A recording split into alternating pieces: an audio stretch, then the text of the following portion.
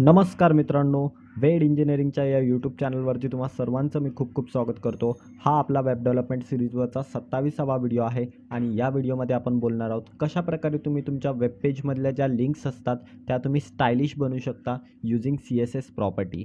CSSमध्ये link स्टायलिंगसाठी आपल्याकडे 4 state असतात, त्या 4ही स्टेट्स आपण इन डिटेलमध्ये या व्हिडिओमध्ये जाणून घेणार आहोत आणि त्याविषयी बोलणार आहोत। तर जास्त वेळ वाया न घालवता व्हिडिओला सुरुवात करूया। तर इथे तुम्ही पाहू शकता मी ऑलरेडी एक HTMLची बॉयलरप्लेट जनरेट केलेली आहे। तर आता इथे आपल्याला लिंक्स ज्या असतात आपल्या वेब पेजच्या त्यावरती स्टायलिंग करायची आहे। सो सर्वात पहिले तर आपल्याला एक लिंक घ्यावी लागेल। तर मी इथे एक अँकर टॅग घेणार आहे। अँकर टॅग काय आहे हे जर तुम्हाला माहिती नसेल तर मी तुम्हाला सांगतो की यावरती ऑलरेडी मी एक व्हिडिओ बनवलेला आहे। आपल्या चॅनलवरती वेब डेव्हलपमेंट नावाची प्लेलिस्ट आहे ज्यामध्ये सर्व व्हिडिओ सीरीज वाईज अवेलेबल आहेत वेब डेव्हलपमेंटवरचे। तुम्ही जर व्हिडिओ सीरीज वाईज पाहिले तर ते तुम्हाला व्यवस्थितरित्या समजतील। ओके, तर अँकर टॅग बेसिकली आपण यूज करतो एका पेजवरून दुसऱ्या पेजवरती जाण्यासाठी। म्हणजे जर आता मी इथे अँकर टॅग दिलेला आहे आणि त्यामध्ये एक टेक्स्ट दिलेला आहे क्लिक हिअर। ओके, जेव्हा मी या क्लिक हिअरवरती क्लिक करेल तेव्हा मी दुसऱ्या पेजवरती रिडायरेक्ट झालो पाहिजे। ओके, आता मी इथे अँकर टॅग दिलेला आहे, मी एकदा आउटपुट पाहतो रन करून। तर तुम्ही इथे पाहू शकता इथे क्लिक हिअर माझी जी लिंक होती ती आलेली आहे। यावरती जर मी क्लिक केलं तर मी दुसऱ्या पेजवरती पोचलो पाहिजे। ओके, कुठल्या पेजवरती पोचलो पाहिजे, कुठल्याही पेजवरती पोचलो पाहिजे। ज्या पेजवरती तुम्हाला पोचायचं आहे त्या पेजचा URL तुम्हाला इथे hrefमध्ये द्यावा लागतो। ओके, तर आपण एक काम करूया, फटाफट एक URL घेऊया। तर मी ते एक URL घेतो। ओके, तर हा एक URL आहे जो मी इथे hrefमध्ये पेस्ट करतो। ओके, सेव्ह केलं मी। आता मी जर या क्लिक हिअरवरती जर मी क्लिक केलं तर मी सिम्पली त्या लिंकवरती पोचणार आहे। हे सर्वांनाच माहिती आहे, मी ऑलरेडी एक्सप्लेन केलेलं आहे। पण आपल्या वेब पेजमध्ये जेव्हा आपण अशा प्रकारे अँकर टॅग देऊन एखादी लिंक आपण तिथे दाखवतो वेब पेजवरती तेव्हा आपण त्याला आपण स्टायलिंग कशा प्रकारे करू शकतो। हा जो अँकर टॅग हे जे क्लिक हिअर लिहिलेला आहे याला आपण स्टायलिंग कशा प्रकारे करू शकतो यूजिंग CSS प्रॉपर्टी, ते आता आपण पाहणार आहोत। तर सर्वात पहिले मी काय करणार आहे, हा जो अँकर टॅग आहे यावरती इंटरनल CSS अप्लाय करणार आहे।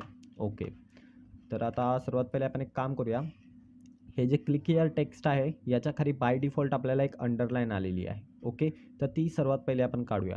तर ती काढण्यासाठी आपण काय इथे यूज करणार आहोत, आपण इथे यूज करणार आहोत text decoration property. Text decoration property जर तुम्ही यूज केली आणि त्यामध्ये जर तुम्ही नन अशी जर व्हॅल्यू दिली तर तुमचं जे पण टेक्स्ट असेल त्याला जी पण बाय डिफॉल्ट अंडरलाईन आली असेल ती रिमूव्ह होऊन जाईल। आता तुम्ही पाहू शकता मी ते टेक्स्ट डेकोरेशन प्रॉपर्टी यूज केलेली आहे आणि व्हॅल्यू नन दिलेली आहे। तर तुम्ही पाहू शकता जे पण टेक्स्टचं डेकोरेशन होती, जी पण खाली अंडरलाईन आली होती ती रिमूव्ह झालेली आहे। आणि आता आपल्याकडे फक्त क्लिक हिअर आहे। आपण एक काम करूया, या क्लिक हिअरला एक बॉर्डर पण देऊया। ओके, एक बॉर्डर आपण देऊया 2px सॉलिड ग्रीन कलरची। ओके, तर तुम्ही पाहू शकता अशा प्रकारची बॉर्डर आलेली आहे। आपण एक काम करूया, या बॉर्डरचे जे पण कॉर्नर्स आहेत तिथे थोडाफार कर्व आला पाहिजे। ओके, तर आपण एक काम करूया, इथे बॉर्डर रेडियस देऊया। मी बॉर्डर रेडियस देणार आहे 20px ची। ओके, 20px जास्त आहे, आपण एक काम करूया 10px देऊया। ओके, 10px फाईन आहे, ठीक आहे। आता आपण एक काम करूया, हे जे क्लिक हिअर टेक्स्ट आहे खूप मोठं आहे आणि इथे बाजूला असा स्पेस पण नाही आहे। ओके, आपण एक काम करूया, लेफ्ट आणि राईटला थोडाफार स्पेसिंग घेऊया।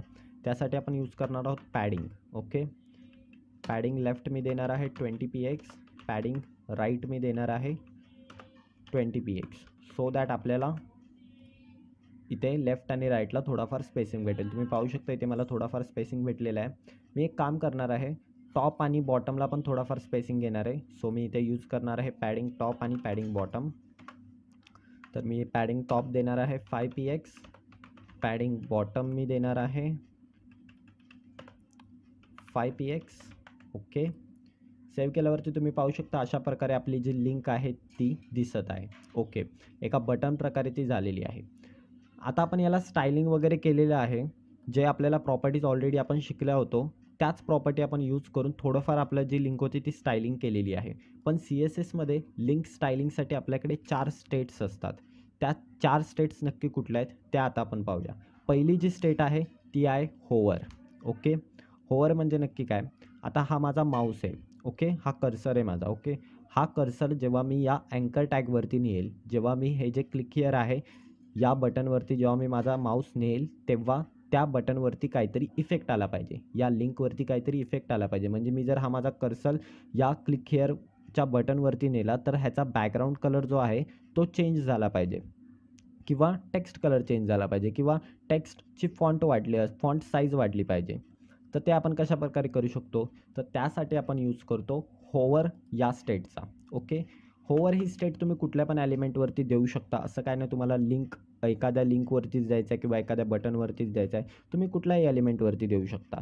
तर आता तुम्हाला ज्या पण एलिमेंटवरती होवर स्टेट यूज करायचे आहे त्यामध्ये तुम्हाला लिहावं लागणार आहे ए, आणि अशा प्रकारे 2 टिंब तुम्हाला इथे द्यावे लागणार आहेत आणि पुढे लिहावं लागणार आहे तुम्हाला होवर. ओके, आणि अशा प्रकारे ब्रॅकेट तुम्हाला ओपन करायचे आहेत. आणि जेव्हा पण तुम्ही तुमच्या टॅगवरती माऊस होवर कराल तेव्हा काय इफेक्ट तुमच्या एलिमेंटवरती आला पाहिजे तो तुम्हाला या ब्रॅकेटच्या आतमध्ये लिहायचा आहे. ओके, आता जेव्हा पण मी माझा कर्सर या ए टॅगवरती नेईल तेव्हा याचा बॅकग्राऊंड कलर जो आहे तो ग्रीन झाला पाहिजे. ओके, तर मी ते काय करेल, तर मी ते आतमध्ये होवरच्या आतमध्ये इथे लिहेल बॅकग्राऊंड कलर ग्रीन. याचा मिनिंग असा होतो की ए टॅगवरती जो पण होवर करेल त्याचा तेव्हा बॅकग्राऊंड कलर ए टॅगचा ग्रीन होऊन जाणार. ओके, सेव्ह करून एकदा रन करून पाहूया आपण. तर इथे तुम्ही पाहू शकता हा माझा कर्सर आहे, मी हा नेला ए टॅगवरती. तर तुम्ही पाहू शकता त्याचा बॅकग्राऊंड कलर चेंज झालेला आहे. ओके, चेंज होत आहे जेव्हा आपण त्यावरती होवर करत आहे तेव्हा बॅकग्राऊंड कलर चेंज होत आहे. हा जो अँकर टॅग आहे हा एक प्रकारे बटनच झालेला असं आपण बोलू शकतो, कारण यावरती आपण क्लिक करून दुसऱ्या ह्याच्यावरती जाऊ शकत आहे. ओके, तर हा जो अँकर टॅग आहे हा ॲक्ट ॲज अ बटन करतो. ओके, तर आता आपण एक काम करूया, याचा टेक्स्ट कलर जो आहे तो जरा चेंज करूया. होवर केल्यावरती टेक्स्ट कलर व्हाईट आला पाहिजे, तर आपण काय करू शकतो, इथे आपण कलर लिहूया व्हाईट. ओके, तर तुम्ही पाहू शकता आता मी यावरती कर्सर जेव्हा माझा होवर करत आहे तेव्हा टेक्स्ट कलर व्हाईट होत आहे आणि बॅकग्राऊंड कलर ग्रीन होत आहे. ओके, तर ही पहिली स्टेट होती CSS लिंक स्टायलिंगची. ही स्टेट होवर जी स्टेट आहे ती तुम्ही कुठल्याही एलिमेंटवरती यूज करू शकता. ओके, तर आपल्याकडे दुसरी एक स्टेट आहे विजिटेड. ओके, तर विजिटेड नक्की काय आहे ती आता आपण पाहूया. त्यासाठी मी तुम्हाला एक एक्झाम्पल देतो. समजा मी गुगलवरती एखादं सॅम्पली असं काहीतरी मी सर्च केलं. ओके,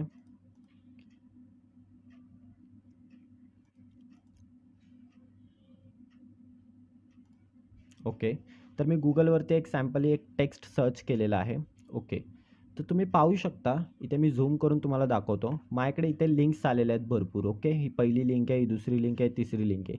ही जी दुसरी लिंक आहे ना यावरती मी कधी क्लिक नाही केलेलं, त्यामुळे ह्याचा जो कलर आहे ना तो बाय डिफॉल्ट मला ब्लू दाखवत आहे. ओके, ह्याचा कलर आत्ता सध्या ब्लू आहे, पण जेव्हा मी या लिंकवरती व्हिजिट करेल आणि रिटर्न याच पेजवरती येईल तेव्हा ह्याचा कलर चेंज झालेला असेल.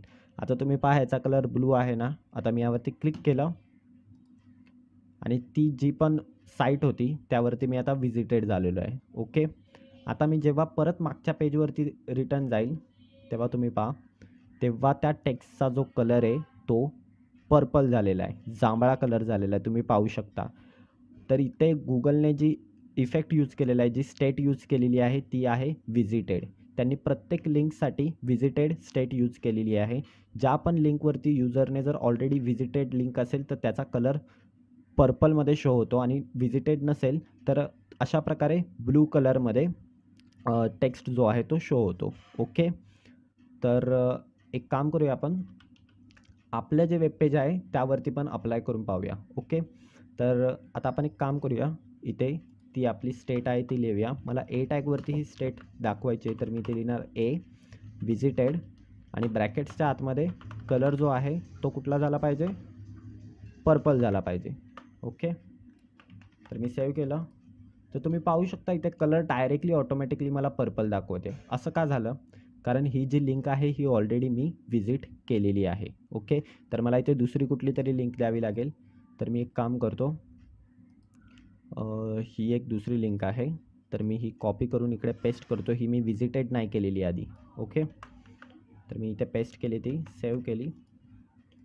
आता तुम्ही पाहू शकता माझं जे टेक्स्ट आहे ते ब्लूमध्ये आलेलं आहे. ओके. जेव्हा मी या लिंकवरती व्हिजिट करेल आणि रिटर्न येईल तेव्हा या टेक्स्टचा कलर चेंज झालेला असेल. ओके. आत्ता सध्या ब्लू आहे.